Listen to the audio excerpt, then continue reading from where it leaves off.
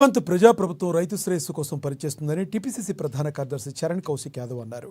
గత ప్రభుత్వం రైతులను నిండా ముంచిందని ఆరోపించారు. కల్వకుంట్ల తారక రామారావు కహానీల తారక రామారావుగా మారని విమర్శించారు.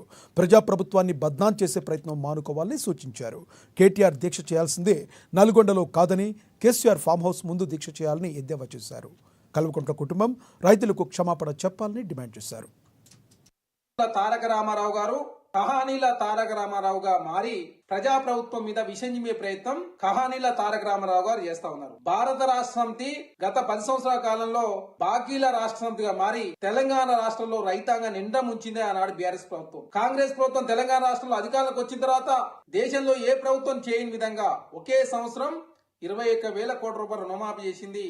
దానితో 25 లక్షల మంది రైతులకు మేలు జరిగింది. అదే కాకుండా బడ్జెట్ లో 30% నిధులు అంటే 54,300 కోట్ల రూపాయలు అత్యధికంగా వ్యవసాయ రంగానికి కేటాయించుకుంది రాష్ట్ర ప్రభుత్వం. అదే కాకుండా 500 రూపాయలు బోనస్ వరికి ఇవ్వడంతో రాష్ట్ర ప్రభుత్వం 1,206 కోట్ల 44 లక్షల రూపాయలు రైతులకు రాష్ట్ర ప్రభుత్వం చెల్లించింది. అదే కాకుండా ప్రైవేట్ వ్యక్తులు కూడా 500 రూపాయల బోనస్ వస్తే ఏ విధంగానైతే రైతులకు 10 నుంచి 12,000 రూపాయల లాభం ధరతో ఆధారకే కొనుగోలు చేసిన సందర్భం.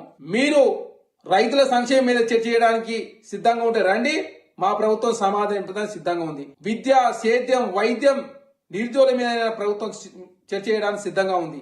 మీ ఆయనలో ఏం జరిగిందో, కాంగ్రెస్ ప్రభుత్వం వచ్చిన తర్వాత ఏం చేసిందో అన్ని రంగాల మీద ప్రభుత్వం చర్చ చేయడానికి సిద్ధంగా ఉన్నా.